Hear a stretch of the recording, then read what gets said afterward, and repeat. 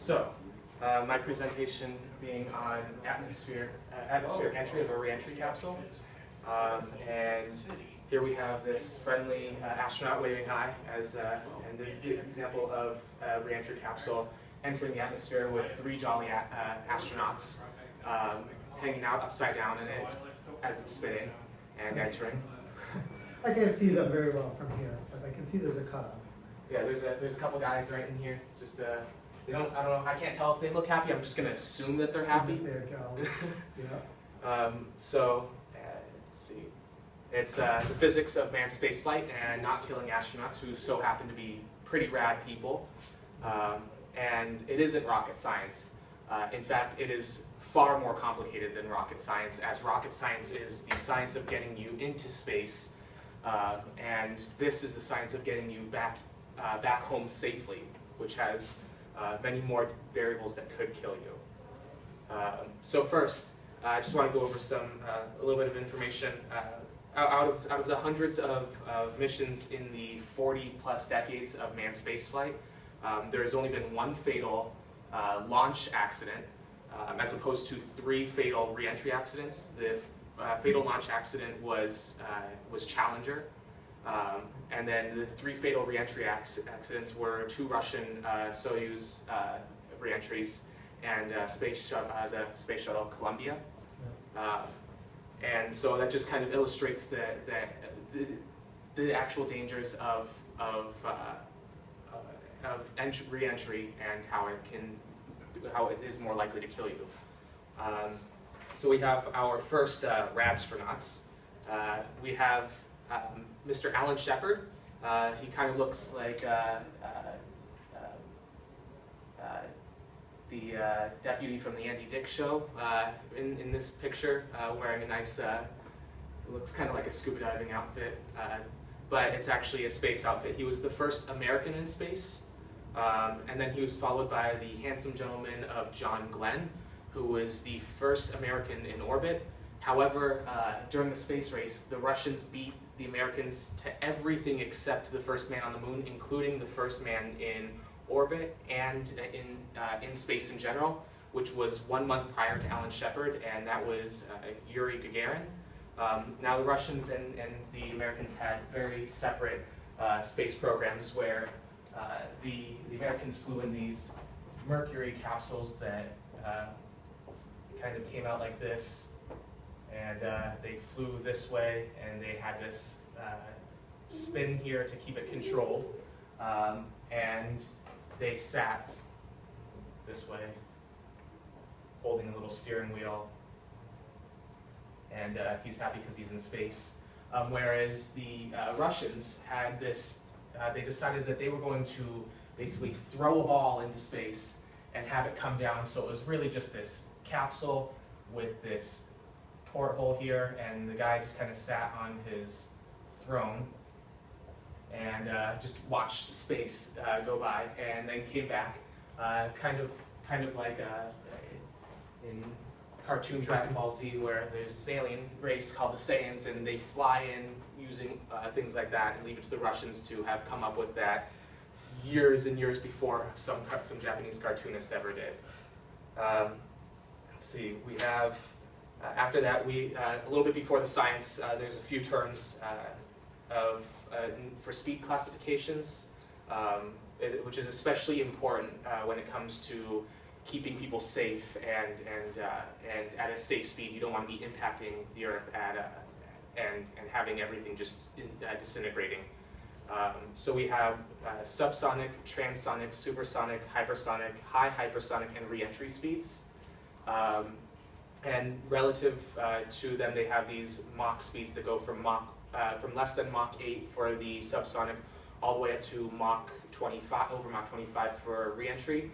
Typically, those are not really understood in everyday life. We don't move relative to Mach speeds. So a little bit in perspective for physics, you have about spaceships typically, or reentry modules typically go from hypersonic to reentry speed, which is anywhere between 1,710 meters per second to 8,465 meters per second.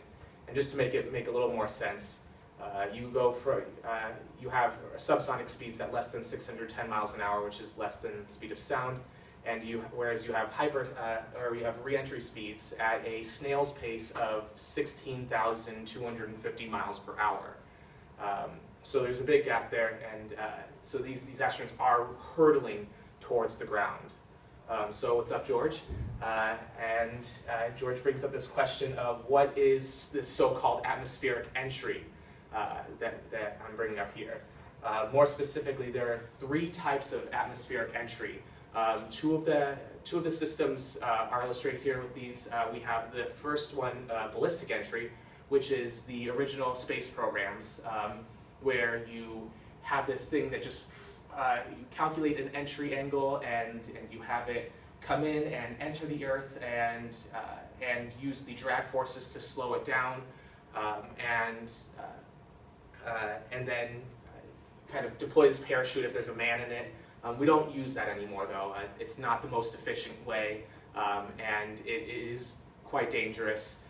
So really the only reason we have it is for ICBMs now, intercontinental ballistic missiles, which in the case we want to blow up the entire world and destroy all of life in a nuclear fallout, which is shown in the second picture. Hopefully it never gets to that.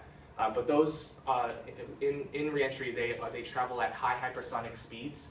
And in order to slow down, they use a series of parachutes, and it is an extreme amount of force on these parachutes. So they have these small deployments. They let go of them, let another parachute out, let go of it, and then let another one out, and kind of until it slows down enough to set it safely, typically in the ocean, so where they'll be safe, where it's a splash landing. The second kind is gliding entry. And the gliding entry assumes that a vehicle actually generates sufficient lift to generate or to maintain a lengthy hypersonic glide. That was the space shuttle program that existed for roughly 40 years. We have vehicles. The vehicles, though, they were poorly suited because of the way that they generated the lift at such high speeds without breaking apart or exiting the atmosphere, because it would lift them right out. It made it poorly suited for the less than hypersonic glides, and that's because when they flew, you would have to, at less than hypersonic glides, you would have to have a space shuttle shaped like, here is our shuttle. You have this giant wing that extends all the way down. There's some boosters in the end because they always do have those. And then you have, say the shuttle's flight path is this way. It's going to need to be at an angle that generates enough lift which is perpendicular to the flight path. So this is going to be the lift and velocity, or really this is kind of an acceleration. And then you have this drag force, so it's a negative acceleration, and the lift needs to generate it upwards, so it doesn't just go hurtling straight down, and thus everyone in the space shuttle dying. So that's why at lower speeds it was less suitable. Additionally, it's not particularly the best program, considering it took so much to get everything up into space. It was really expensive, so that's been retired now. So what we have is this thing called skip entry, and skip entry is the most effective way that we have right now of entering the atmosphere and getting people safely back home. So skip entry, because there's no place like home, and when you want to get there safely, you use that. It relies on a system that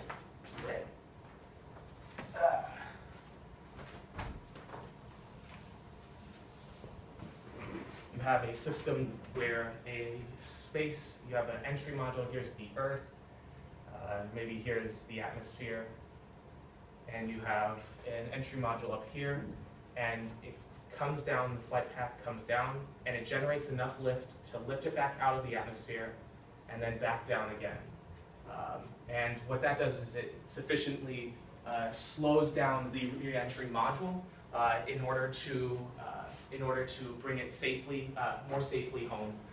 It also becomes easier to calculate now because of modern technologies to be able to bring it safely home. Do they just skip once, or do they do it multiple times? Typically, right now, typically they skip once, but you can calculate multiple skips, and that's really going to be dependent on how fast you're coming at the Earth, how much you really want to slow down, and the angle, when the entry angle, is going to have to adjust accordingly, so that you don't skip back out and out of orbit depending on your velocity. You want to make sure that you're maintaining velocity around the Earth. And then I have a little bit of a video example. It's labeled it the Triple S, and not the typical Triple S. It's a super sweet simulation, and we have here the Orion capsule. I guess there's going to be a 3-second ad. Yeah, there always is. Yeah. All right. So we have this Orion capsule. Let's see. I thought there was a way to speed it up. So we have this Orion. What this is showing is this Orion capsule actually hasn't been launched yet. It's set to launch this year, in order to test its capabilities of exiting Earth's orbit and coming back safely. So this is the launch system. What will happen is that this will thrust it into Earth's orbit. This is the main part of the capsule right here, and then it exerts this thrust to push it, make sure it maintains an orbit around Earth. After which it will cycle around in low Earth orbit, which is typically what we fly at now. And then after which it will do another burn, which will push it out of low Earth orbit into the highest orbit, basically the farthest orbit since we went to the moon, since the Apollo missions. And that will be for the sake of future missions where we're going to meteors, to bring them back into. We're going to capture meteors. We're going to go back to the moon, and then Mars, if all goes to plan by 30 years that we're supposed to be there. And so really what this needs to do is test the velocity and the capabilities of the Orion spacecraft. It's just kind of showing it loops around. They don't do a very good job of showing the actual skip, but a skip in entry, because the atmosphere relative to the Earth is, the height of it relative to the radius of the Earth is so small that a skip is really not going to be visible on a grand scale. Its effects really are only visible here. So this is using drag forces to slow it down. You can see they give it a slight curve to show that there is some sort of lift force there. And then after a while, it deploys these parachutes that slow it down. And then it deploys another set of parachutes, which it goes at 3%, so that these astronauts aren't getting this huge shock from the amount of drag that's impacting them. They don't, realistically, to keep astronauts safe, you don't want to break 12 Gs. If you break 12 Gs, you're likely to kill someone and cause serious damage to them. So then they extend to like 15, 30, and then full, and then landing safely. Now we have mapping it out. This is the math behind the actual reentry.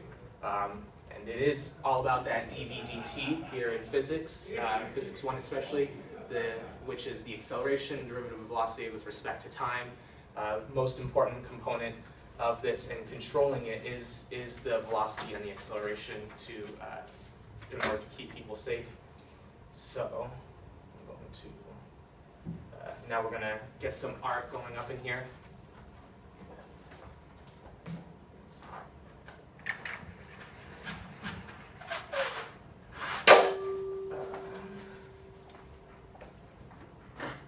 So we have this general idea of atmospheric entry, which is this. Let's draw it in green. The Earth is green, and mostly blue, but we're going to go with green. We have this green Earth here, and we have this purple atmosphere up here. And then we have this black reentry module here. So what we have going on is a series of important components for measurement. Let's say we have the center of the Earth being down here. Here we have to the surface of the Earth, we have this big R, which represents the radius of the Earth. And then we have this distance right here, which is h, represents the height of the reentry capsule to the surface of the Earth. And then we have this other addition here, which is with r, it's r plus h, and we label that all the way to the reentry capsule, and we call that r, little r. Additionally, we have this measurement here, which would be, we consider our x component typically in general mechanics. And right now, because it is assumed that for atmospheric entry, that it is linear. We do assume that that the Earth is not moving, and just because relative to the module itself, it's gauging from its point and to its landing, they just adjust for it accordingly with the actual movement of the landing capsule. So we have this component here, this vector here, which if we laid it out, it would be just an x component. We label that with big S. And then this one here, which is the distance traveled in reference general y direction, which would be the little s. It's called the downrange. And then we also have a velocity right here, and then which incites a drag force, which is anti-parallel to the velocity. So that's the drag, and then perpendicular to the velocity here, we have a lift force. And let's see, and then we measure the entry angle to the relative horizon, positive to the relative horizon, which is typically velocity. Here we have this. It is. So here let's have this guy coming. So it looks. So we see we have a horizon here, which is right there, and this component is our angle, positive, and we label that here. And so those are the general forces that are exerted, just in concept with the reentry module upon it reentering Earth. It's a zero thrust. You don't want to be thrusting. You don't want to be adding velocity in the system. You want to be taking it away with the drag force and with the lift force. So what we have is a path. So when it follows this path here, it is at this point it's got a maximum. It's got a maximum or minimum normal force to the lift. So this is when it's popping back out of when it's skipping. So it's got a maximum lift here, and it comes back out, and then here the lift goes to zero, but essentially in space, and it comes back in. And what that does is it creates a greater surface area to have more drag force in pulling backwards,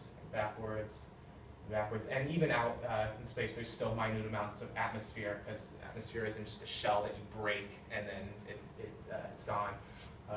It's like a gradual change. So continuous drag here, and then using lift forces, it maintains a longer flight path over the surface to continue this drag force to slow it down.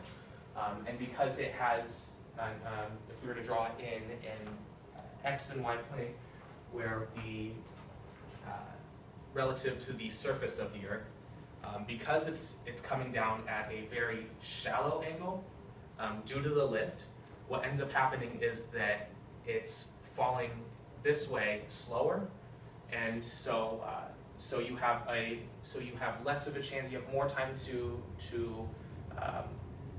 slow it down, and you end up with the negative acceleration with the drag force back that way, because acceleration is time dependent for the velocity, where the derivative velocity with respect to time is the acceleration. That means your velocity is going to be smaller near the end. So that's why the skip entry is a more safe way of entering the atmosphere.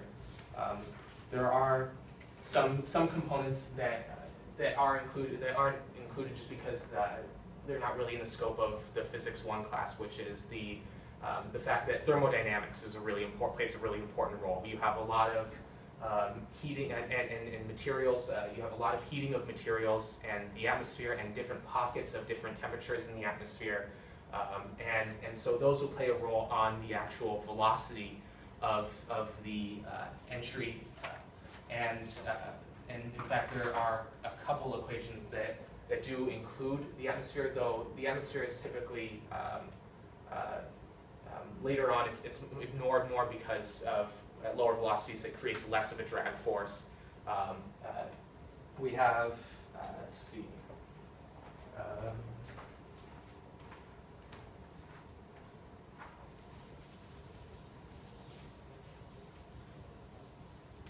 we have the acceleration, also the derivative of velocity with respect to time, equaling negative drag over the mass, minus the gravity sine entry angle.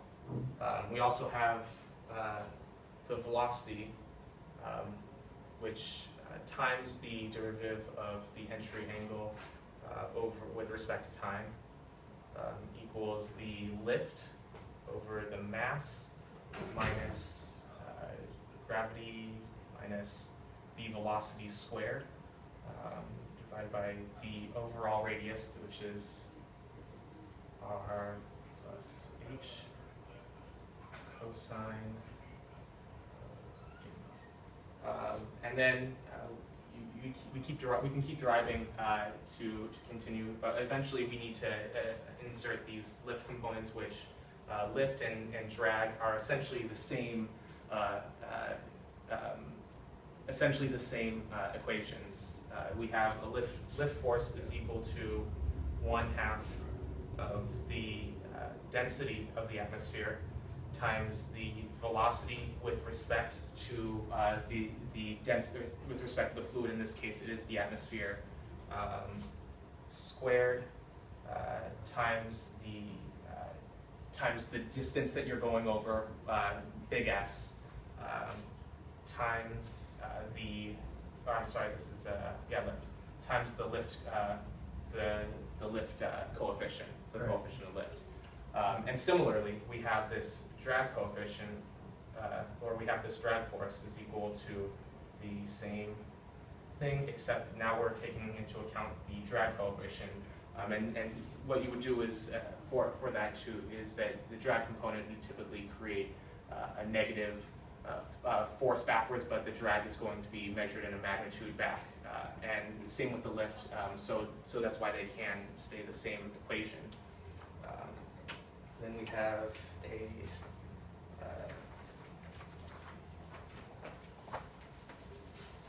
there is this general equation for, here we go.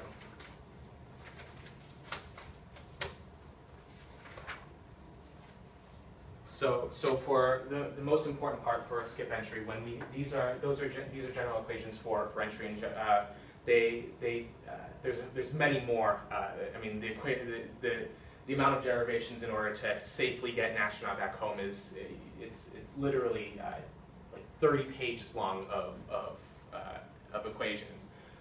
But a really important one for skip entry will include, or really important ones will include the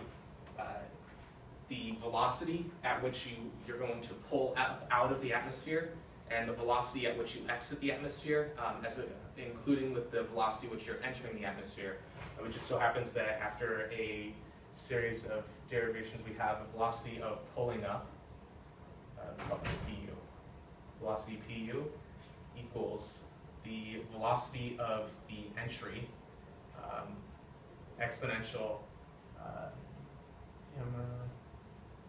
entry, which is the entry angle, divided by the lift, divided by the density, or the drag, I mean, which essentially is also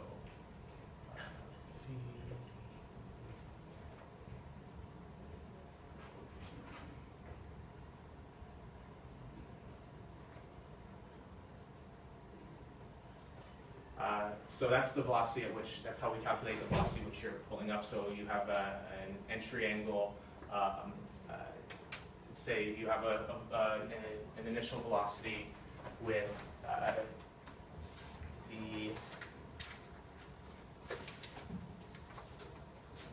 your initial velocity is going to be, let's say, reentry velocity, reentry speed, which is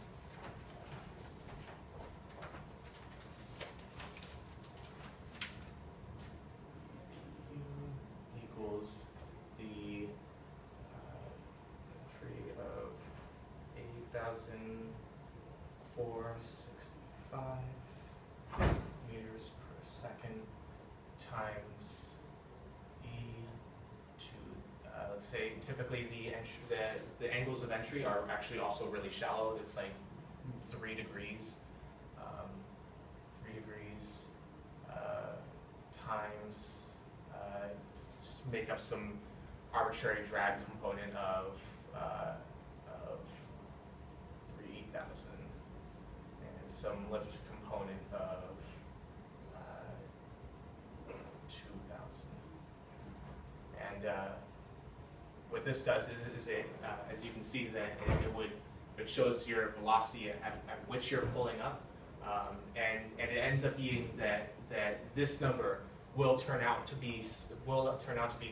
That this whole thing will turn out to be smaller than this right here, to cause a velocity pulling up. You just got to use the angle in radians, so it can't be in degrees or to work out.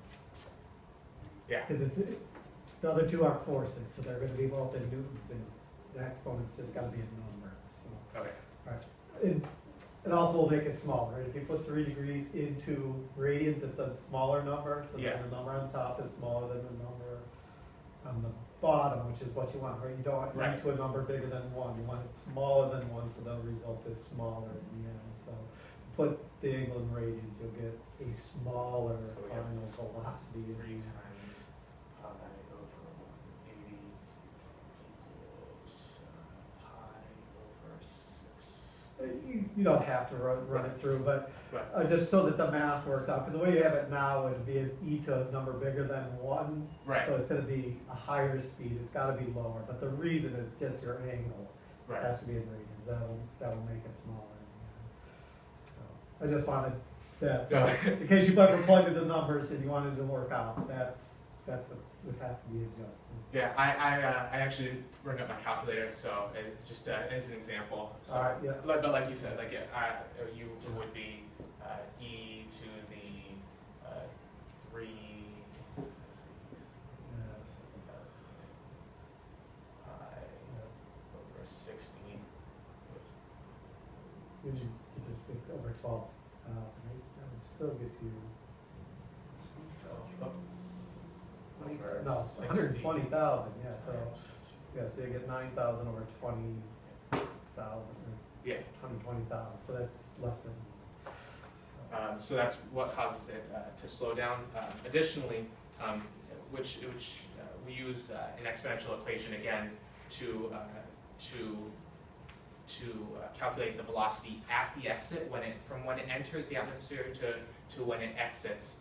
And we kind of give these rough estimations as when it's entering the atmosphere, because there isn't a specific line that the atmosphere starts. It kind of just goes out until like there's few atoms per square kilometer, and we have a. It just turns out to be that the angle of exit needs to equal the inverse of the angle of entry, and that causes that means that we can take this term here again, since now we're calculating with using exit. We have a velocity of the exit equals velocity of the entry times exponential of 2 times the 2, let's simplify this here, 2d over lift component, which in this case, your velocity, it illustrates that not only are you slowing down from the point of when you're pulling up, because now you're doubling the drag force upon the with the exit equation, you're adding additional negative acceleration to pushing it out of the atmosphere. So the point of the skip entry is not just extending this distance that you're going to be decelerating with a relative x component.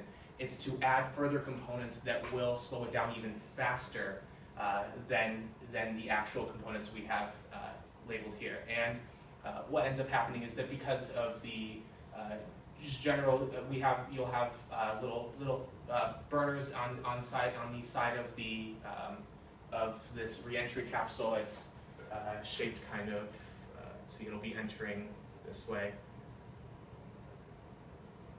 And you'll have these little ports here that will cause it to it'll cause it to rotate, which is important for stability because of factors. If you could relate it to baseball, you throw a baseball with some spin, and you're going to get this nice curve down here, depending on if you're throwing a fastball. If you throw a knuckleball with no spin, then you're going to get this ball that's going all over the place. And so the same applies to this reentry capsule. And then what happens here with this is that when it's entering in, you have these atmospheres, or you have the astronauts on this side, kind of like backwards away from it, facing opposite of the lift. And then you're going to continue to rotate it as it enters or as it exits out of here, and you just do minor burns to continue to force it back down in this way, to cause it to rotate in a way that it pushes the trajectory of the actual reentry capsule back into Earth's orbit. So with the amount of, with the delta, with the change in velocity being from the V initial to the, we'll call this, I mean, it is V final. It is a considerable amount in terms of knowing that, you know, we have these re-entry speed of 16,000 miles per hour, and slowing it down even to high hypersonic speeds on the low end would be 7,000, around roughly 7,000 miles per hour, which is more than, you've lost more than half of your velocity in here, which means that you are much more guaranteed to get these guys home safely where they want to be.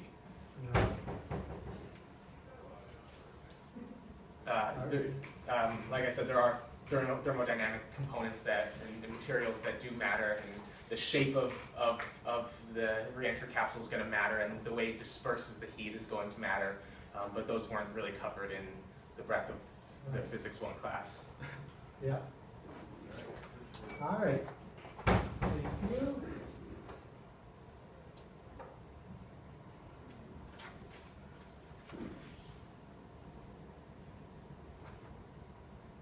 Oh, I do also want to make note of that there are equations that include a scale height.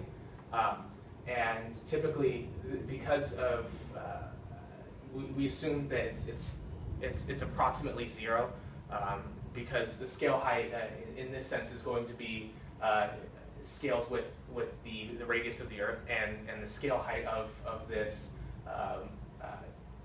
reentry capsule being, let's say it's 200 kilometers above the surface of Earth, is going to be minute compared to the actual radius of the Earth. So these are things that are assumed because in application they create these they're within tolerances of like 2%, 3% error, which it is when you think of like lives being on the line, that's still like pretty high error, but it's with our capabilities we don't really.